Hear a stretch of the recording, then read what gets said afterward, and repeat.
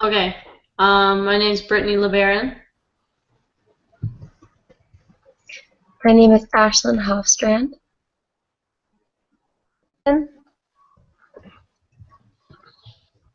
Um, and then Leah didn't make it to the meeting. So Holly will be doing the religionist side. Sorry, not Holly. Ashlyn will be doing the religious side on her own. I'll start out with round one, which is the opening statement for the humanist side, because we're taking the humanist side. And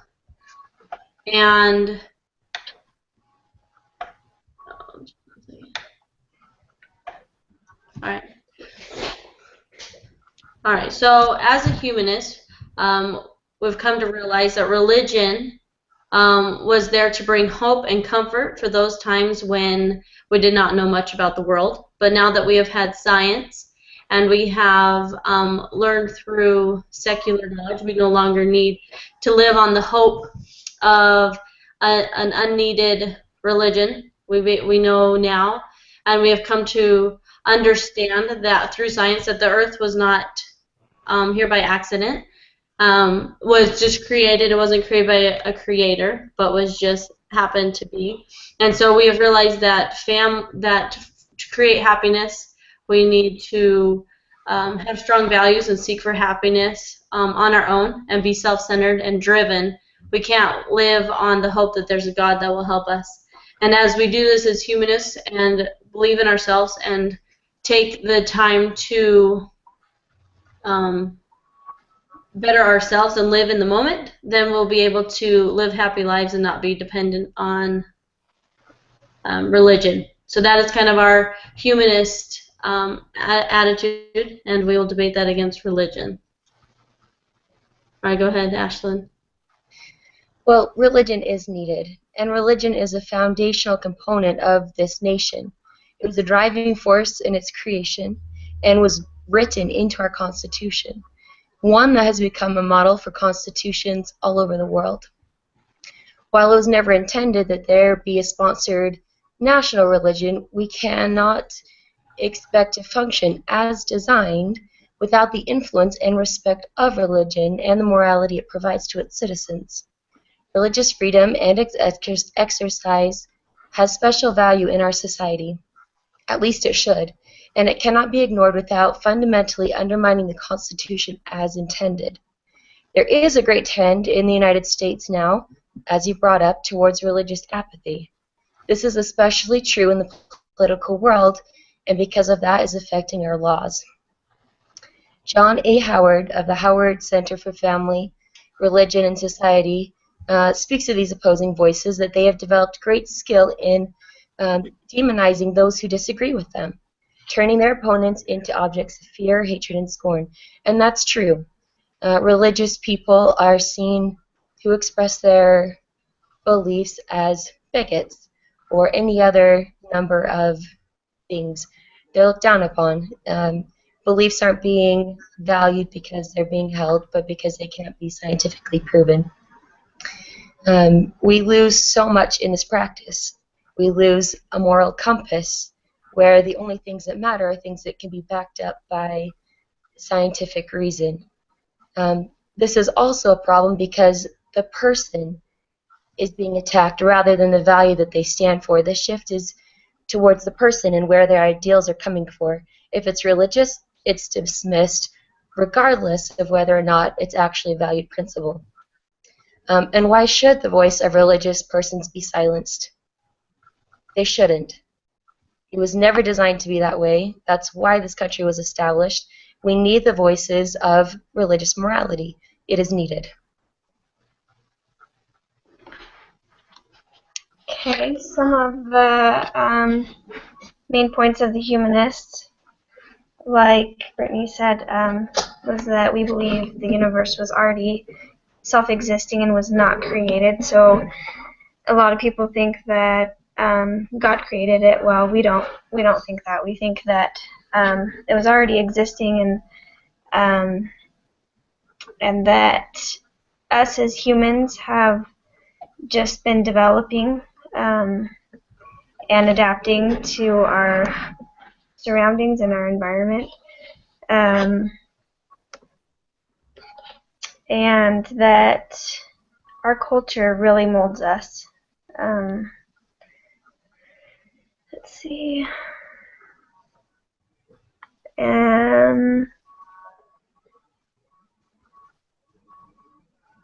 We also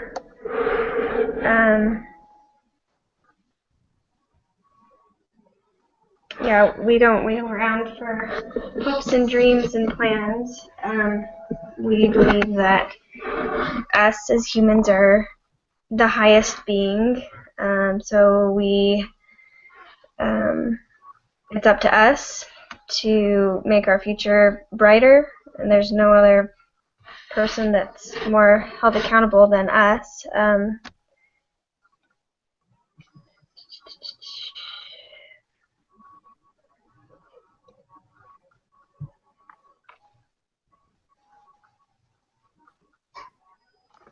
And as far as religion is involved, one of our main things is that instead of us worshiping and praying, us as humanists find religion emotions expressed in a sense of personal life and promoting social well-being.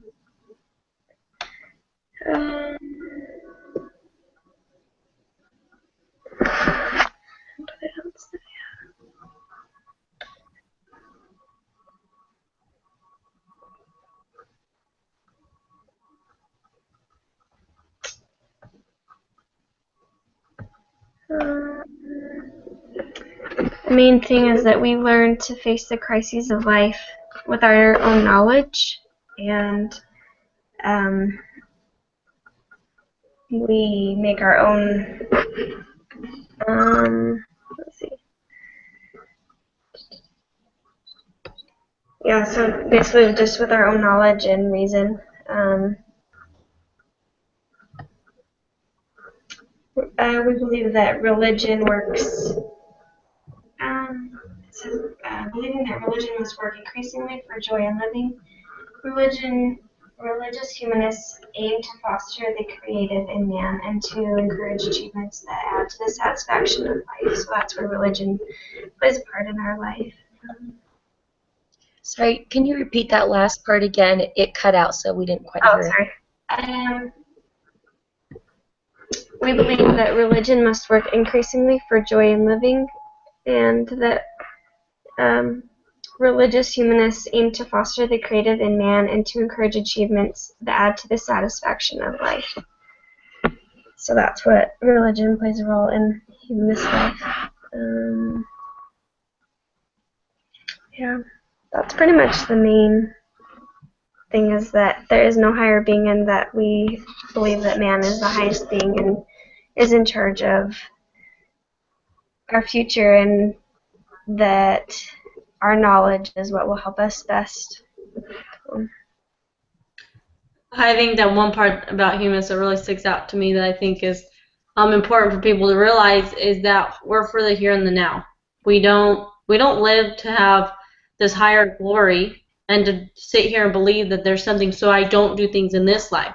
I'm going to do what I want in this life to ensure that I have happiness, and then I'm not going to do things that I miss out on doing things in the belief that there is a God and that I have to live a certain way to please Him. Well said.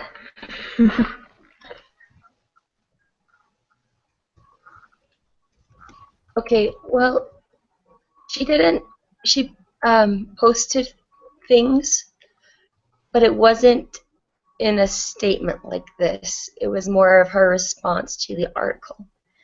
So I think we just have to move on. What we can do is we can copy and paste what she did at the bottom of our link.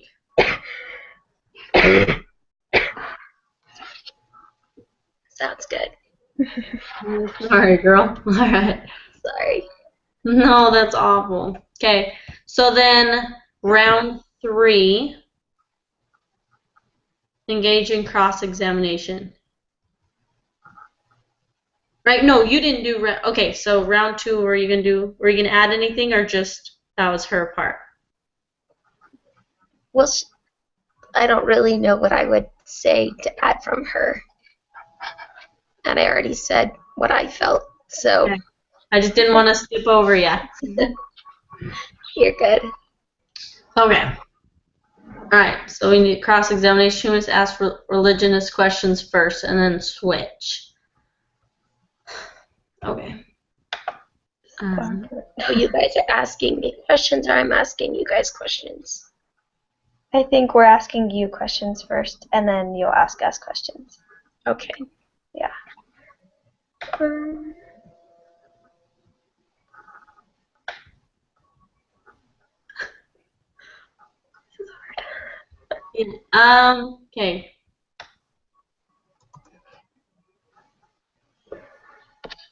I don't know if this is a good question, but Ashlyn, so you believe that God is the ultimate source of power and strength. How do you know that? How can you see that, the evidence of that? Well, I think the more important question as applied to law is that we believe that God has given to us agency or the ability to rule and govern ourselves here upon the earth. And so we have the power in the people, and it is the government doesn't have power in itself, it's the people that have the power. And the government of the power comes from the people delegating that right to the government. And so all people, whether or not they are religious or not, need to have the ability to be fairly represented, and to be able to exercise their agency equally, regardless of what they believe, as long as it's not going against the society's good at large in the government. All voices should be heard. We don't need to argue about who believes what. That's not the point here. Brittany, do you have questions? Let's see.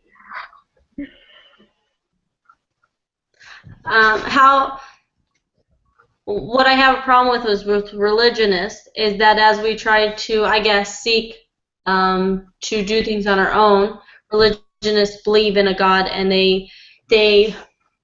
I believe that they will not exercise, I guess, their full capacity, or they won't work as hard because they say they'll pray to their God instead of, in our humanist mentality, as I stated earlier, we talk about how we do all that we can so that we create happiness, and I feel like religionists tend to almost turn it over to God and to their God and not perform to their best. Pastor Billy, how do you justify doing that, and why do you feel comfort in doing such a thing? Well, that's not really true, is it? Let's look, for example, at the United States. People came to the United States, wasn't the United States at the time, but came and established the colonies because, why? They wanted religious freedom.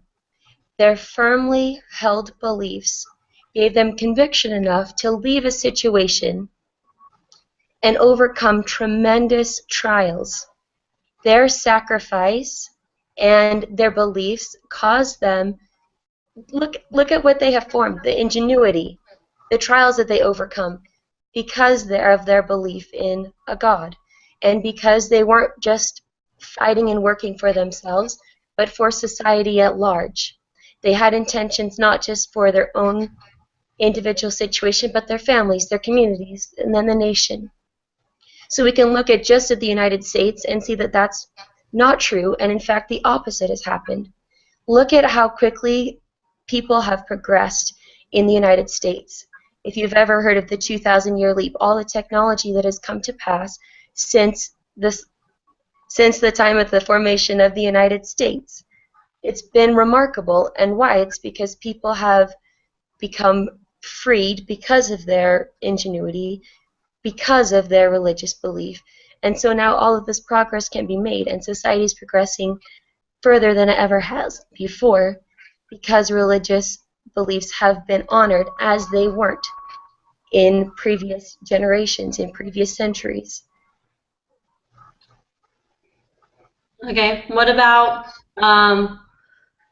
with all the science that we've learned and all the information we learned about the Earth and how it can be created, and we look at how species transform. And so how can we say there's a God when we see that we've seen animals change through progression, and we've seen how the Earth can be created for things such as the Big Bang? How can we have to forget all those scientific ideas that we have now in the new century have learned and go back to our old ideas of just believing that a creator put it together? I just don't really understand why it matters whether or not the world was created by a Big Bang or by God directly, what that has to do with laws that's being created today. What does that have to do with our legislation? That doesn't need to be nitpicked between who believes what. Why isn't there a greater respectability between what people do believe, a greater tolerance?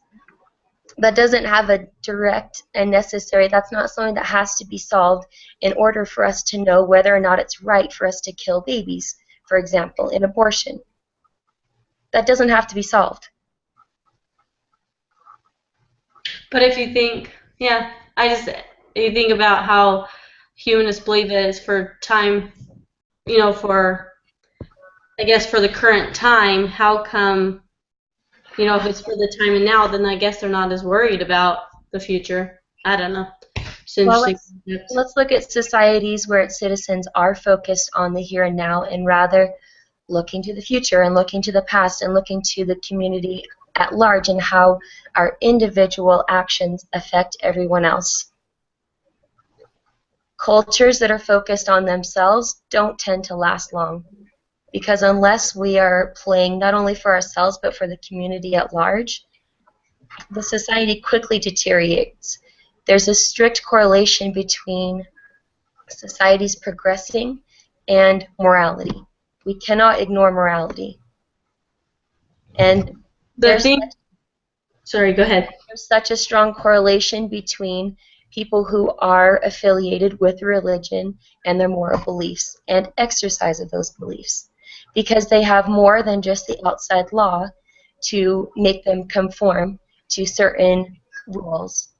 It is something within themselves that they are self-regulating because they believe in these moral principles. Wipe out morality and you wipe out a society. The thing is our humanism is stepped out in 15 steps, and the very last one says that we do affirm life rather than deny it. We seek to elicit the possibility of life, not flee from them, and endeavor to establish a condition of a satisfactory life for all, not merely for the few. But this positive moral and intention humanism will be guided, and from this perspective and alignment, the techniques and effects of humanism will flow. So a really big part of what we believe is that we do sanctify life. We just don't believe that it's created by a creator. Well, I guess, how do you truly sanctify life, and not just this generation, but future life, if you're not focused on anyone outside of yourself or the here and now? We have to be thinking towards the future if we want to be providing for the sanctity of life in the future. Hey, Ashlyn, you're good. I know. Oh my God, I don't know what to say. Hey, you want to flip it on us? Yes. Okay, so my first question is, where does your authority come from? How do irreligious people have the authority or the right to determine the exercise of religious practice or the effect that it might have on their behavior or on their law? Where's the boundary for you between your spheres of influence and the influence you're trying to exercise on others? And I'm not particularly sure that a humanist is stomping out. Well, I guess it says humanists recognize that man's religion and culture as clearly deprived is old and outdated. So we believe that you are going back from times when we weren't as educated. And so with the education that we now have, we no longer can live in this time of hope on the unknown. And so we feel like the time has passed for theism, deism, and modernism, and other variation of new thought. And so we're wasting our time believing in a God when we have facts about the earth and about society. And so we need to move forward with what we do have and what we do know and what we have discovered, and quit wasting our time on the unknown and the hope that there is a God there to guide us and direct us. Hey, Holly, did you have anything? Sorry. I was just going to add that in the 13th step or whatever, it says, certainly religious institutions, their ritualistic forms, ecclesiastical methods, and communal activities must be reconstituted as rapidly as experience allows in order to function effectively in the modern world. So, yeah, just like Brittany said, that we need to be up to date with the modern world and how it's working and how our society is working to go along with. Okay, 2 thoughts to that. Questions, really. Number 1, why is your belief in that system more important than mine and my belief in a God? Number 2, are religious people not moving forward with the times? No, we don't really have evidence of that. We have religious people that are practicing in medical fields, in law, in any profession that you can imagine. And we accept, at large, we accept the scientific revelations that come just right alongside with our moral beliefs. The two don't have to be clashing. We believe in truth. And truth is truth regardless of how it is found. And I don't really see that scientific revelations are not being accepted by religious people, or that that's impeding progress in any way. The seventh little section in the manifesto says that the distinction between the sacred and the secular can no longer be maintained. So as we believe that there is no God, then we are wasting our time. We're wasting our time trying to push in this whole faith and this whole idea of a higher being when it doesn't exist to us. Why are we wasting our time? Why are we adding this extra clauses in or extra debates when there is no God? There is no reason to do so. And so when we have people trying to change our laws or trying to stop things or on the essence of religion, then it's just basically pointless. There's no reason. And so that's why we see no need for religion and for it to be a part of any of the laws or any decisions that we're trying to make. I think it's completely the opposite. It's the morality, it's the strength in the family that has held the society together. It is the common belief in good and moral practices that have helped this nation to progress. If we don't have a united belief in moral principles, we will be divided, and we will be tossed back and forth between the passing trends and ideas of the time rather than focused on eternal truths. And there are eternal truths, whether you recognize them or not. But the argument shouldn't be between you and me whether or not there is a God. The argument needs to be that people, regardless of what they believe, have a voice and need a voice and are guaranteed a voice by the Constitution in this country. You have no right to deny anyone of that, regardless of what you believe your value judgment is on their religious beliefs. You do not have that right. Yeah, in the 14th section, though, I don't know if we are completely shutting down other people's views. It says the goal of humanism is a free and universal society in which people voluntarily and intellectually cooperate for the common good. Humanists demand a shared life and a shared world. So I guess we're not trying to completely shut down your views, but we don't want to be. It contradicts your last statement, though. You're probably true. So but then if you go up here, it says that there's no place for religion and that the time for deism is past. So we do not believe it, and we feel like it is a waste of time. But I guess there does need to be a place where you can practice your area and you have your free speech, but we don't want it stopping ours. I guess it's kind of hard to trust a belief system that its principles contradict each other. Any more questions?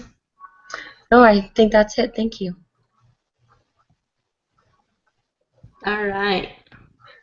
Holly, do you have any other comments on that section? Nope. Okay. So then we just have Just a a wrap up. closing statement, yeah. Okay.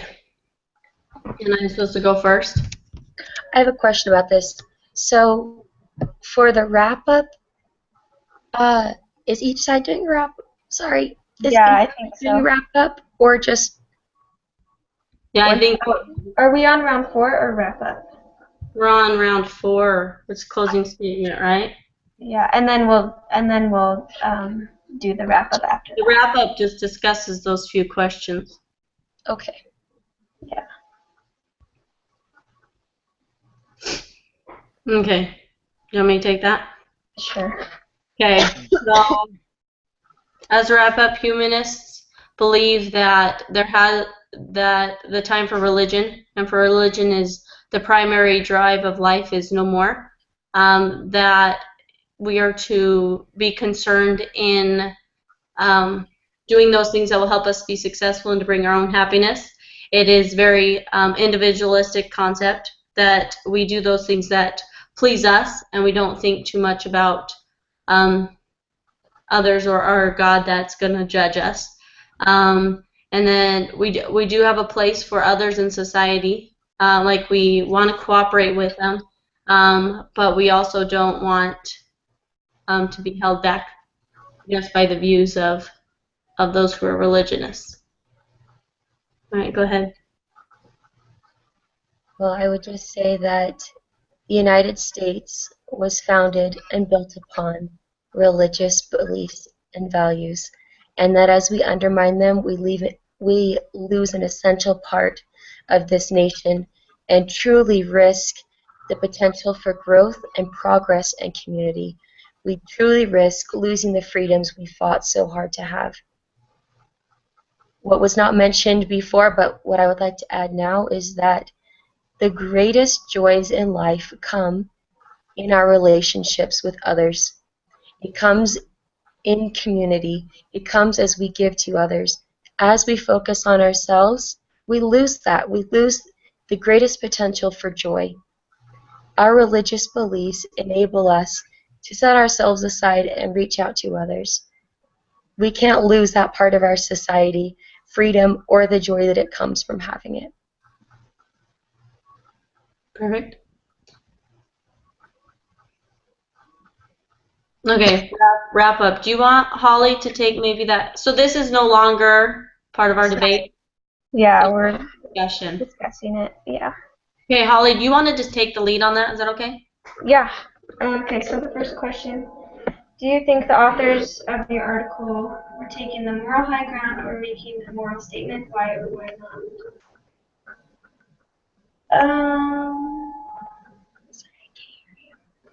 Do you want me to say it again? Yeah, sorry. Okay. The first question is, do you think the authors of your article were taking the moral high ground or making a moral statement? Why or why not? I'm a little confused by this question, honestly.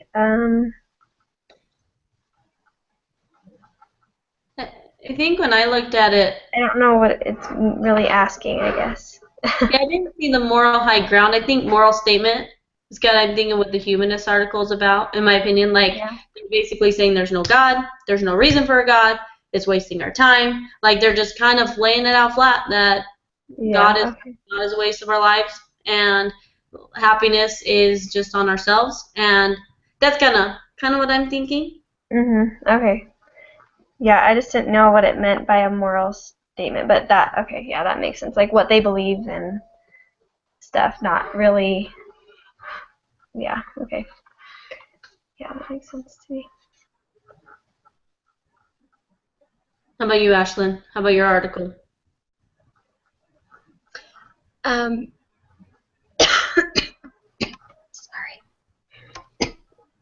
I should have been talking this much. After laying out the principles, there's a whole section of, even though this is what we believe, we want to interact with people in love and charity and like be an example of what we believe. And so I think that there's a moral high ground because from the perspective, this it doesn't really matter what anyone else thinks about this article or what anyone else thinks about this message because there's a higher accountability to God. It's more important to speak what's right rather than what's popular. Yeah, I agree with that. Okay, the second question.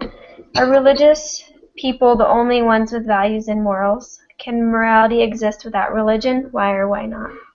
No, I don't think only religious people are the only ones with values and morals. There's lots of good people in the world that maybe aren't really religious, but they still have values. I would agree with you. Yeah. I also think that a lot of the morals that people have that aren't religious have them because traditionally we've had such a religious community and that people that are religious have been great moral compasses, if you will, for other people. They can see how they've implemented those morals in their lives, and that's been a reaffirming element that this is good and true. But I also think that that can only exist for so many generations. Yeah. I think that there must be a conviction to morality. There comes a point where if it's always being imposed upon someone from an outside force and it's not truly in someone's heart, that can only last for so long. Yeah. There's rebellion in that. Breaks down.